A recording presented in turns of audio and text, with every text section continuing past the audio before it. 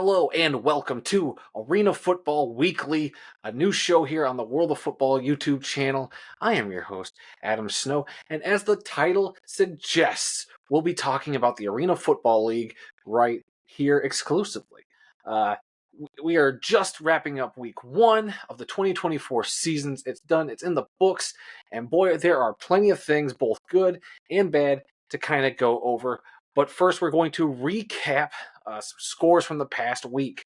Starting with the Albany Firebirds came out with a thrilling overtime victory over the Orlando Predators, 62-59. Orlando opened up this game with a 16-0 lead, and it wasn't until the game-winning field goal that Albany saw their first and only lead of the game. The Billings Outlaws and Wichita Regulators made their Arena Football League debuts, with the Outlaws laying down a beating, taking the victory 66-26. Also making their AFL debuts, it was the Iowa Rampage who went in and ruined the Rapid City Marshals home opener 58-28. The Nashville Cats hosted the Minnesota Myth, and it ended up being a mythic return for the Cats as they came out with a dominating 47-12 victory. Out on the West Coast, it was the Oregon Black Bears who fended off the Washington Wolfpack 47-40. Down in Louisiana, it was the Louisiana Voodoo who came out on top of the Philadelphia Soul, or was it the Dallas Falcons, 53-18. In a doubleheader on Sunday, the West Texas Desert Hawks came out with a 51-28 victory over the Georgia Force. And to round out this week's scores, the Salina Liberty defeated the Southwest Texas Storm in a nail-biter 43-40. And here's a look at the standings through week 1 of play. Now, when any league gets started up, not everything's going to be perfect. We all knew that would be the case with this brand new relaunch of the Arena Football League. However, if you're like me, there was more than enough worrying material around to really put a damper on this weekend that should have been a glorious return for the Arena Football League. I know I am a big Arena Football fan. You can see my Detroit Drive shirt. You can see I got the Myth shirt because I'm going to be rooting for the Myth this season. And of course, I always got my Clint Dolzell, framed kind of jersey artwork back there because I think he is the greatest Arena Football quarterback of all time. Don't at me.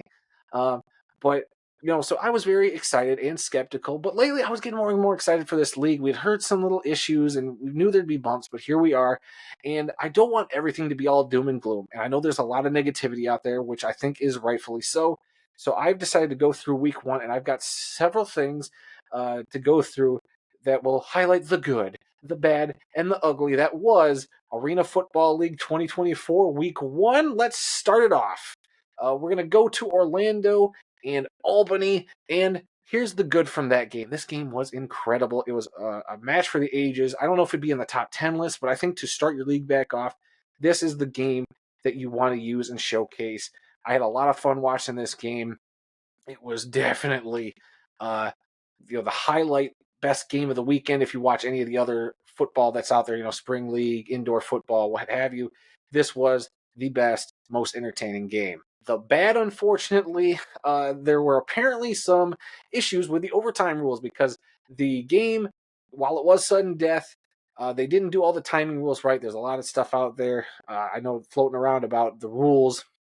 They didn't quite follow the rules. So that, not so good. I still think it was an entertaining game.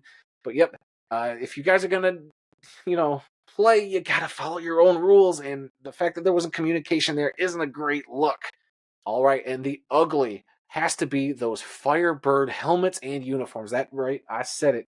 I definitely made it known on Twitter. I did not like these Firebirds uniforms. And when they unveiled these new helmets, I wasn't crazy about that either. To me, it kind of looks like a chicken wing. Not that kind of chicken wing, the delicious looking kind. It just looks like a sad, pathetic little chicken wing on a helmet. I'm sorry. It looks like, a Pee-wee football team trying to be the Philadelphia Eagles, but you can't use the Eagles helmet. I'm sorry. That's what it looks like to me. It's ugly. It's bad. They definitely should change it. They probably won't, but they could go in so many other routes. This one, very, very ugly. All right, we're going to move on to the Minnesota Myth versus Nashville Cats game. The good from this one, the Cats' attendance. You see any pictures or anything from that game, the crowd looked great. It was the biggest crowd of the weekend at just over 5,000. the arena looked great. Everything looked awesome. And having the Cats return is a big old plus. I'm all for it. It was very exciting to see that fan base rally around that team. The bad, however, from this is the lack of stream to watch this game. I thought this was going to be one of the marquee matchups of the weekend. I thought the Myth, being an exciting new franchise that had a lot of potential going into Nashville, would be an exciting watch, an exciting draw.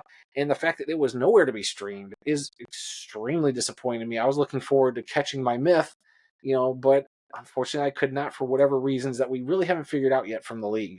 The ugly from this game, look, I hate the Myth helmets. Where's the King Lobo logo? Like, that logo there on that t-shirt that I bought is pretty awesome. And the fact that that's not even featured anywhere on the uniform that I've seen is an abomination. It is atrocious. It is a crime. Why is that logo not featured more? It should be the primary logo for this Myth team, and it's not. I don't like that M logo that they use. That orange helmet looked terrible.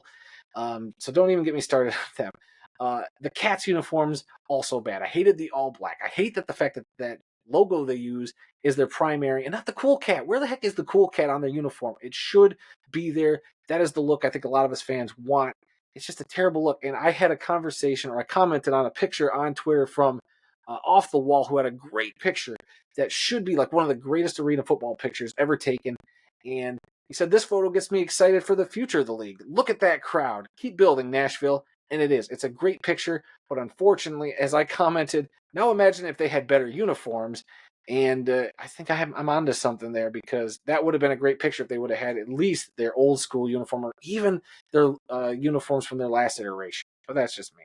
Now let's move on to the Washington Wolfpack against the Oregon Black Bears. Look, the good from this game, how about those helmets that the Wolfpack were wearing? Those were pretty sharp, very unique, very interesting. It is a little disappointing that they didn't unveil those way ahead of time. I didn't see these till after the game. They took a nice close-up of the Wolfpack helmet. It looks pretty cool. That's pretty sweet, and one of the best arena football helmets I've seen in a very long time.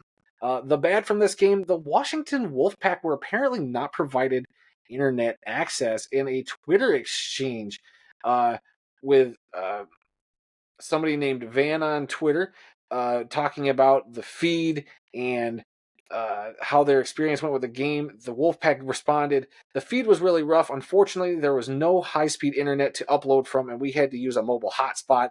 There was also no press box, so we were in front of the fans in the middle section of the field. We have a much more robust setup for our home game."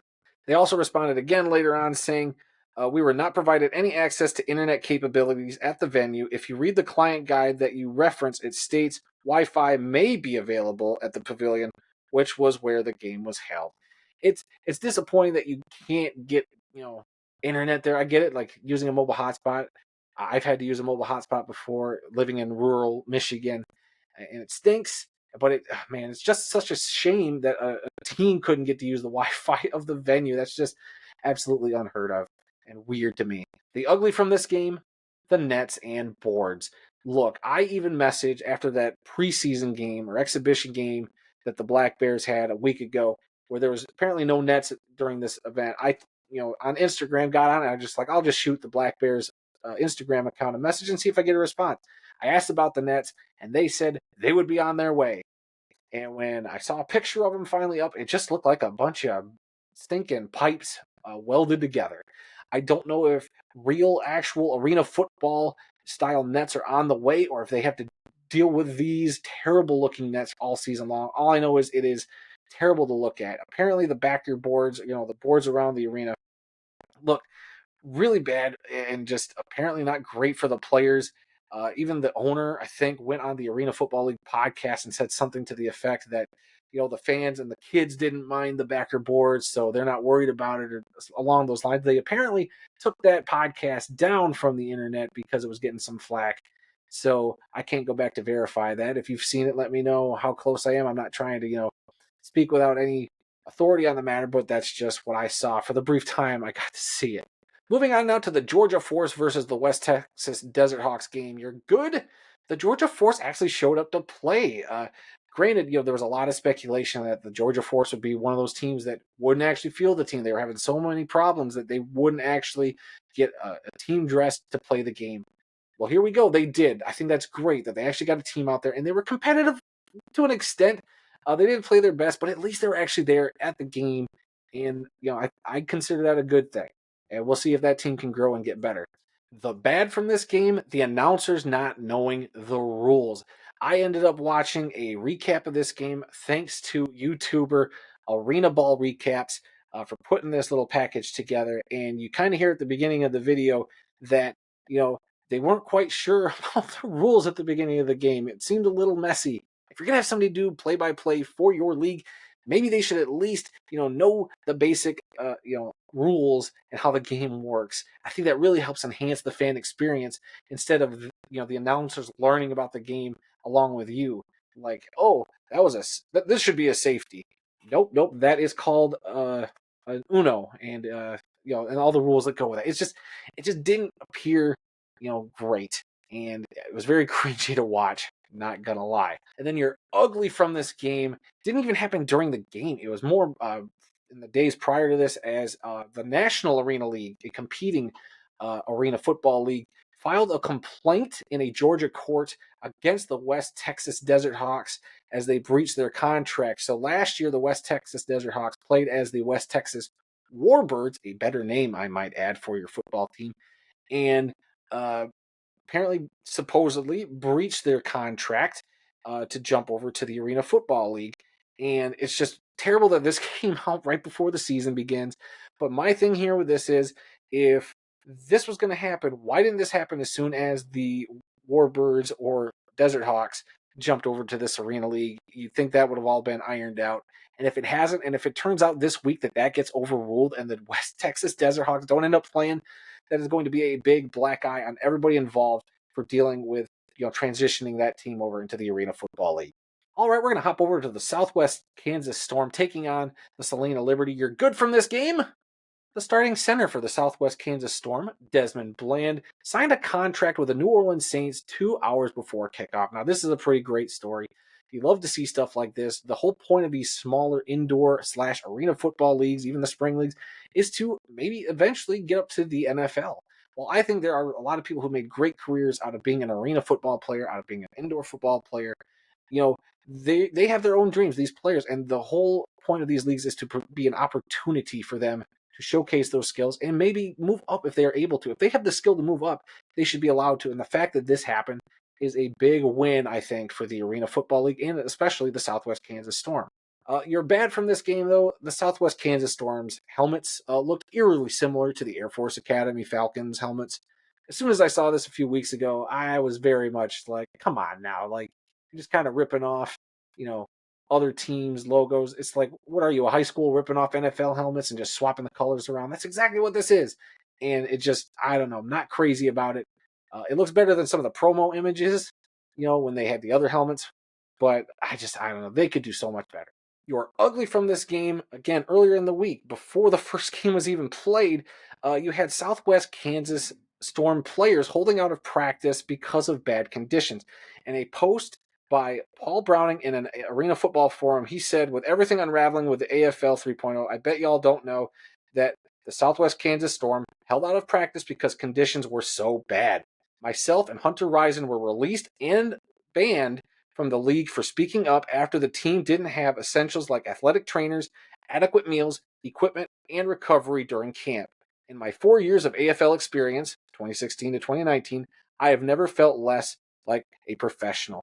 Look, I get it with all these startup leagues, the focus has got to be the players. We've seen so many leagues fall to the wayside because they didn't take care of their players. They didn't pay them properly. They didn't house them properly. They just didn't care about their players. It was more about just, hey, get out there, play the game, and we're going to just, make money, and all that. It's really disheartening to hear that something like this happens. I'm sure there's another side of the story, but just hearing that alone is very discouraging. And like I said, there could be more to this, but another what the heck is happening with the Arena Football League kind of moment. All right, and we're going to get to it. The Philadelphia Soul in quotes against the Louisiana Voodoo. Now, look, here's the good from this. A game actually got played. I'm shocked after hearing a lot of this stuff that a game actually got played and the fans got to see it and apparently enjoy. It looked like the crowd that was there in Louisiana got to enjoy this game, and good for them. That's about all the good I can say about this game. The bad. Let's tackle that real fast. Those horrid nets, boards, and no stream of this game. Look, this was one of two games that was not streamed at all for the Arena Football League. It was like they were trying to hide this game. Again, there could have been technical issues. And I also understand that they were playing in this arena on about a week's notice. The week before, the Louisiana Voodoo left their previous arena due to complications, and they moved to this arena, and you had to get it set up, and in about a week's time, get it set up for a game. Between that and then what's happening with the Soul, I'm shocked, that they got this far, and I could see why they would probably want to hide this stream. In 2024, I don't know how you go about hiding any of this stuff, because everybody's got a phone in their pocket, and pictures and stories are going to get out quicker than you can, snuff them out. So I don't even know what the heck the deal was there. All right, and you're ugly from this. Yes, I'm sure everybody's heard about this by now. The Philadelphia Soul being replaced by an AAL2 team, the Dallas Falcons, to play this game. Now, there's a whole bunch to this story, including players getting locked out of their hotel rooms, the league not paying bills for that hotel, the team releasing players on Friday before the game, one-way tickets to Louisiana with no return stuff planned. It is just a hot, hot mess, and it is definitely not good press. And then to have maybe 3 regular players show up, and then you somehow contracted a team from a separate league to play inside your Soul uniforms and pretend to be the Philadelphia Soul for this game is just icky. And when I heard that, I don't know how this even happened. There's been stories out there. Arena Insider on YouTube did an interview with the kicker for the Soul, who has been talking about this for several days now, and kind of gives a little more of the background in that interview about what happened. And it gives a little bit more insight and a little bit more clarity. But there's still so much of this story that I don't know how it got to this point and how the league let a lot of this happen. And it's been the big buzzword around, the Arena Football League has been this, and not the great play we saw from a game like the Albany Firebirds and Orlando Predators, which is what we all should really be talking about. It's just very unfortunate. And I have a few general thoughts. I know I didn't hit every game, but we're going to do some general thoughts now before we wrap this video up. So here is some other good from the weekend. The Iowa Rampage making it on the SportsCenter top 10 this past week at number 3 with an amazing catch in the end zone. One-handed, it was a great grab, falling over the boards. It's classic arena football. That's why the boards are there, and it created a great highlight. So I was glad to see the Arena Football League at least get that positive spin on something like ESPN and SportsCenter. You're bad losing the NFL Network games before the games even. This was a whole. I don't know what happened, what the behind the scenes drama was. One day we have 3 NFL Network games this weekend. It was very exciting, and that, as we see, that Orlando Albany game would have lived up to the hype and would have been, seen on a much bigger stage. And a lot more people probably would have been talking about how fun it was to watch arena football again. But instead, something happened to not cause the network to host the arena football games this weekend. Instead, they went through Vire TV, and they had their own streaming service they rolled out for people to watch the games, which is fine. But being on NFL Network, that's where the excitement was, and to not have that was not good. And then you're ugly from this week, and it's the commissioner's silence. I'm sure there's a lot of stuff behind the scenes we don't know about, but just the fact that we are now on Tuesday as I'm recording this, and we have not heard anything from the commissioner in an official capacity about any of the stuff going on is a little worrisome and troublesome to me. I know a lot more people have been vocal and hitting up the AFL podcast feed whenever they've posted stuff, and it's disappointing, disheartening. I just want some clarity. I would even take just own up to some of the stuff if you need to, but again, we'll see what the commissioner's got to say, because he could totally rectify all this. He is going to be on an episode of the Arena Football League podcast on their official YouTube channel there. Commissioner Lee Hutton will help preview week 2 of the games. It'll be on May 2nd at 11 p.m. You can check that on the Arena Football League podcast YouTube feed there. So we'll see what the commissioner's got to say. Is it going to be actual concrete answers that we're going to be satisfied with? Is it going to be, more half answers and a bunch of secrecy and just trust us, don't go look behind the curtain. Everything's fine. Everything will work out, type of thing. We don't want that. We just want some answers and clarity, because even just owning up to hey, maybe we should have handled this situation better. Yeah, we made a mistake. I think would go a long way with hardcore arena football fans and just football fans in general who are just kind of passing by this league going, do they even know what they're doing? Like, it's just a hot damn mess. So we'll see. Uh, but yeah, so that's my good, bad, and ugly from week one. I know that was quite a bit. What are your guys' thoughts? What was your good? What was your bad? What was your ugly from week one? Let me know down in the comments below. Oh, guys, look, thank you for watching. I've been wanting to do an arena football show for a while now.